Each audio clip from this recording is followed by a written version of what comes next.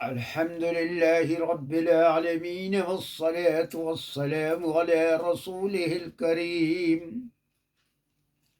أما بعد، فقد قال الله تعالى في القرآن المجيد والفرقان الحميد: أعوذ بالله من الشيطان الرجيم.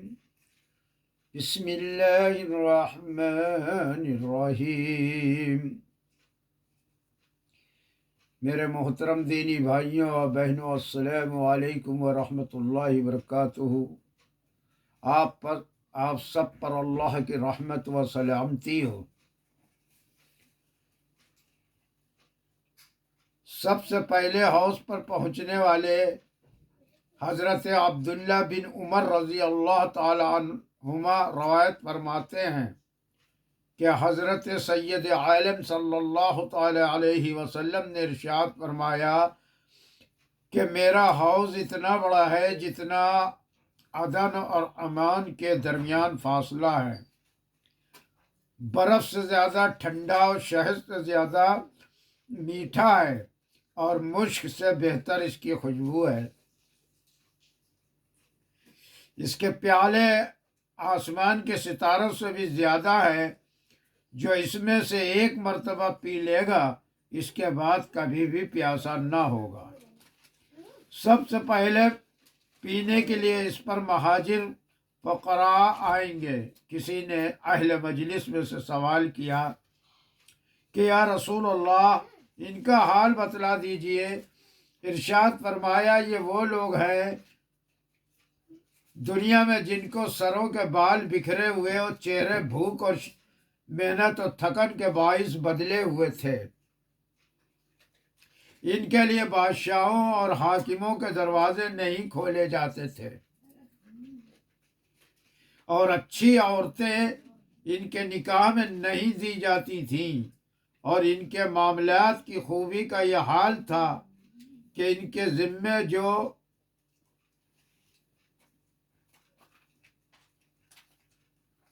حق کسی کا ہوتا تھا تو سب چکا دیتے تھے، اور ان کا جو حق کسی پر ہوتا تھا تو پورا نہ لیتے تھے بلکہ تھوڑا بہت چھوڑ دیتے تھے. یعنی دنیا میں ان کی بدحالی اور بے مائگی کا یہ حال تھا کہ بال سدھارنے اور کپڑے صاف رکھنے کا مقدور بھی نہ تھا، اور ظاہر کے سنوارنے کا ان کو ایسا خاص دھیان بھی نہ تھا کہ بناؤ سنگار کے چوچلوں میں وقت گزارتے اور آخرت سے غفلت برتتے. ان کو دنیا میں افکار اور مصائب ایسے درپیش رہتے تھے کہ چہروں پہ ان کا اثر ظاہر تھا. اہل دنیا ان کو ایسا حقیر سمجھتے تھے کہ مجلسوں، تقریروں اور شاہی درباروں میں ان کو دعوت دے کر بلانا تو کیا مانی، ان کے لیے ایسے موقع میں دروازے ہی نہ کھولے جاتے تھے. اور وہ عورتیں جو ناز و نعمت میں پلی تھیں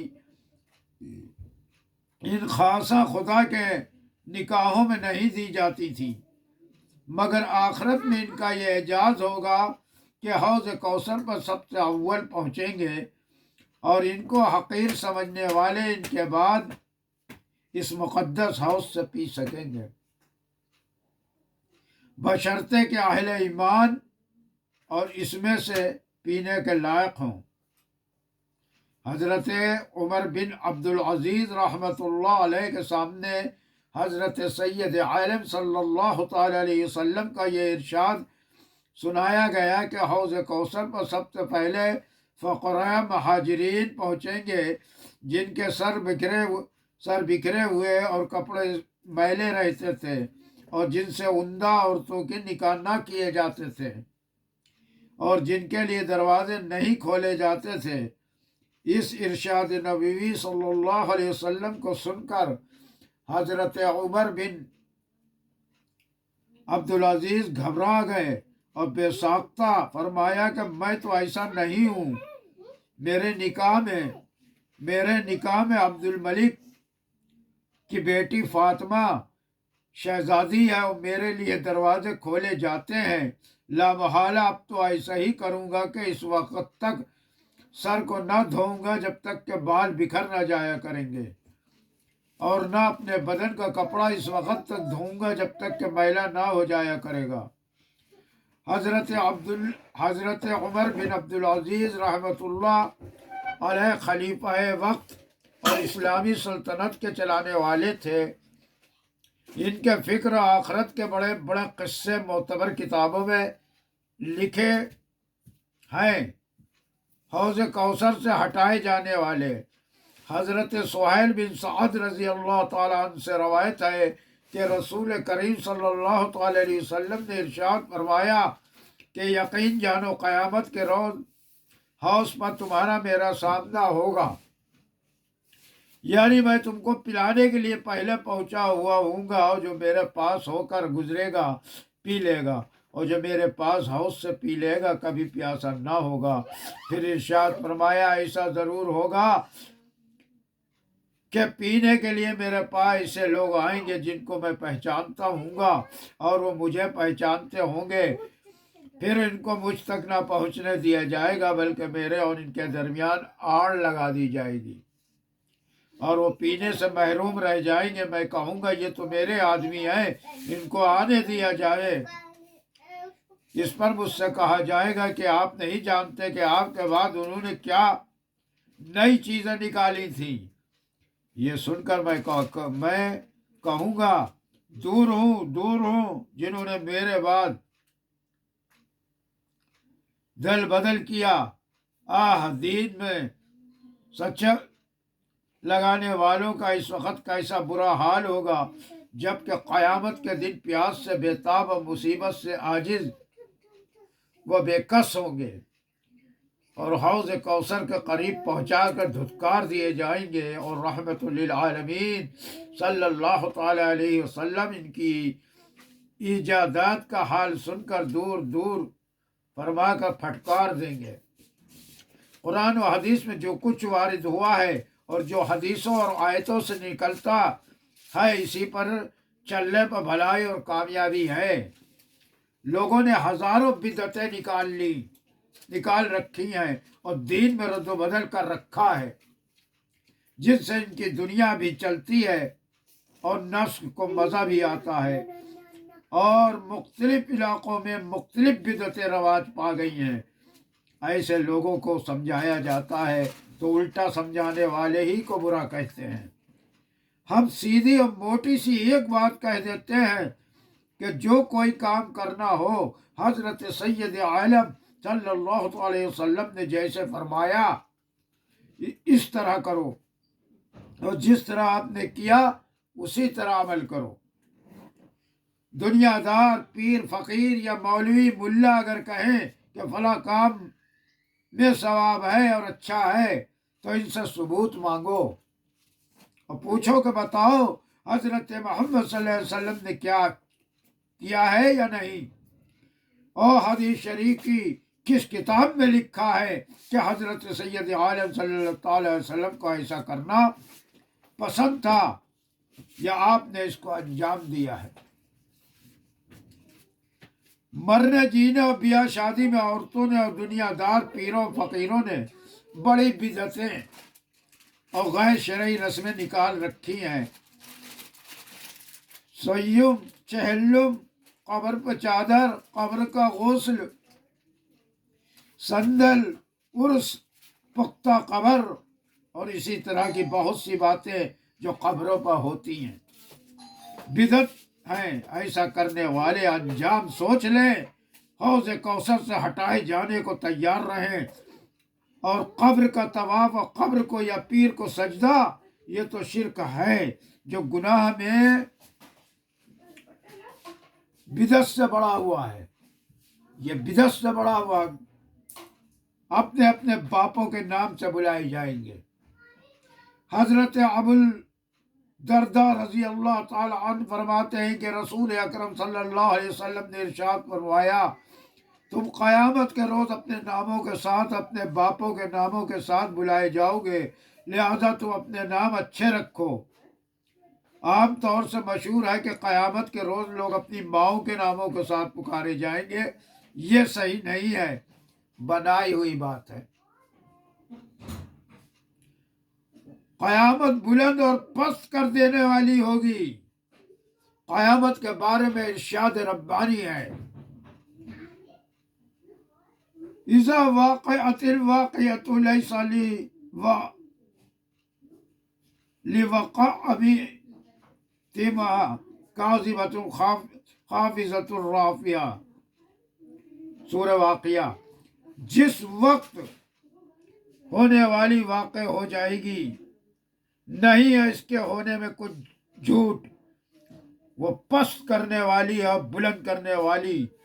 قیامت کے روز اعمال کے اعتبار سے فرق مراتب ہوگا، اور چھوٹائی بڑائی کا معیار نیکی و بدی ہوگی۔ یہاں دنیا میں جو چھوٹا بڑا ہونے کے معیار ہیں یہیں رہ جائیں گے۔ بڑے بڑے متکبر جو دنیا میں بہت مغرور اور سربلند سمجھے جاتے تھے، قیامت کے دن دوزخ کے گہرے گڑھے میں ڈھکیل دیے جائیں گے، اور ان کی بڑائی اور چودراہٹ خاک میں مل جائے گی۔ وہاں یہ مزدور کہیں گے، میں اغنیا انی مالیا ہلاک انی سلطانیہ، میرا مال میرے کچھ کام نہ آیا، جاتی رہی میری حکومت، اور یہ کہنا اور پہ افسوس ملنا کچھ کام نہ آئے گا۔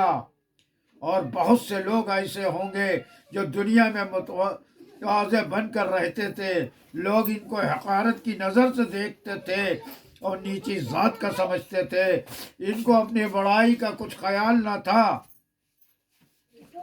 لیکن چونکہ انہوں نے خداوند کریم سے اپنا تعلق صحیح رکھا اور احکام الہی، احکام خداوندی پر عمل کرتے رہے، اس لیے قیامت کے روز ان میں سے کوئی شک کے ٹیلے پر بیٹھا ہوگا، کوئی مشک کے ٹیلے پر بیٹھا ہوگا، کوئی نور کے ممبر پر ہوگا، عرش کے سائے میں مزے کرتے ہوں گے، پھر بہت سے تو بے حساب اور بہت سے حساب کے بعد جنت میں داخل ہوں گے اور اس کے شفاف بالا خانوں میں چین سے رہیں گے۔ اولئک یجزون الغرفۃ بما صبروا ویلقون فیہا تحیۃ وسلام۔ سرور عالم صلی اللہ تعالی علیہ وسلم نے ارشاد فرمایا کہ خبردار، بہت سے لوگ جو دنیا میں کھاتے پیتے اور نعمتوں میں رہنے والے ہیں، آخرت میں ننگے بھوکے ہوں گے۔ پھر فرمایا کہ خبردار، دنیا میں بہت سے لوگ ایسے ہیں جو اپنے کو عزت دار بنا رہے ہیں اور حقیقت میں اپنے کو ذلیل کر رہے ہیں، جس کا پتہ آخرت میں چل جائے گا۔ اور بہت سے لوگ دنیا میں ایسے ہیں جو تواضع انکساری کے باعث اپنے کو ذلیل کر رہے ہیں، در حقیقت وہ اپنے کو عزت دار بنا رہے ہیں، کیونکہ ان کی تواضع و انکساری و عاجزی ان کو جنت میں پہنچا دے گی۔ حضرت ابو ہریرہ رضی اللہ تعالیٰ عنہ پر روایت فرماتے ہیں کہ حضرت سید عالم صلی اللہ تعالیٰ علیہ وسلم نے فرمایا کہ ضرور ایسا ہوگا کہ قیامت کے روز بھاری بھرکم موٹا تازہ آدمی آئے گا، جس کا وزن اللہ کے نزدیک مچھر کے برابر بھی نہ ہوگا، یعنی اس کی حیثیت اور پوزیشن اس روز نہ ہوگی۔ پھر آپ نے فرمایا، تم چاہو تو میری بات کی تصدیق میں اس آیت کو پڑھ لو، فَلَا نُقِيمُ لَهُمْ يَوْمَ الْقِيَامَةِ وَزُنًا۔ آج دنیا میں بہت سے آقا ہیں جن کے نوکر چاکر اور خادم ہیں، ان نوکروں کو گالیاں دیتے ہیں، مارتے پیٹتے ہیں، اور بہت سے لوگ دولت یا عہدہ کے نشے میں کم حیثیت لوگوں سے بگارے لیتے ہیں، اور بات بات میں لات گھوسا دکھاتے ہیں، لیکن قیامت کا دن صحیح فیصلے اور واقعی انصاف کا ہوگا۔ वह बहुत से नौकर चाकर और कम हैसियत के लोग बुलंद हो जाएंगे, और कब्र व नक़वत वाले, दौलत व पोजीशन वाले जो खुदा के बागी थे पस्त हो जाएंगे। इन पर जिल्लत सवार होगी और दोज़ख का रास्ता देखेंगे। क्या हाल बनेगा इन लोगों का जो बड़ाई के लिए इलेक्शन पे इलेक्शन लड़ते जाते हैं और बड़ाई की उम्मीदें में या बड़ाई मिलने के लिए अल्लाह ताला के हुक्मों को पामाल करते जाते हैं। ऐसे लोग अपना अंजाम सोच लें। तो मेरे मोहतरम दीनी भाइयों और बहनों, ये सच है कि हमारा दीन इस्लाम क्या था और आज क्या है। इतनी उसके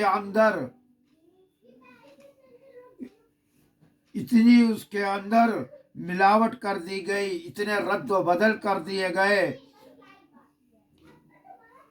कि अल्लाह माफ नहीं करेगा। क्या दीन था कि जिस दीन को देखकर, जिस हुस्न सलूक को देखकर जोग दर जोग गैर मुस्लिम भी मुस्लिम हो जाया करता था। आज हमने इस्लाम का तमाशा बना के रख दिया है। हर आदमी अपने अपने हिसाब से दीन को चला रहा है, जबकि हमको दीन के हिसाब से खुद चलना है, दीन को अपने हिसाब से नहीं चलाना है। ये आसमानी दीन है, इसमें कोई भी इंसान रद्द बदल कर नहीं सकता। यह आसमानी कानून है, यही इसकी खूबी है कि रहती दुनिया तक इसमें रद्द बदल करने की ज़रूरत ही नहीं पड़ेगी दुनियावी कानून की तरह। और आपने देख लिया कि आज भी यह कानून बिल्कुल आज के माहौल में भी ठीक है और 1500 साल पहले भी ठीक था और क़यामत की के दम तक ये ठीक रहेगा। तो क्योंकि यह आसमानी अल्लाह का कानून है, इस कानून के पाबंद रहिए, इस कानून का उल्लंघन मत कीजिए, इस कानून को मत तोड़िए। अगर आप इस कानून को तोड़ेंगे तो बहुत मुसीबत आपको झेलना पड़ेगी। दुनिया की मुसीबत, आखिरत की मुसीबत के आगे कुछ भी नहीं है, कुछ भी नहीं है, कुछ भी नहीं है। इसलिए अभी वक्त है, संभल जाइए। सुबह का भूला अगर शाम को घर आ जाए तो उसे भूला नहीं कहते।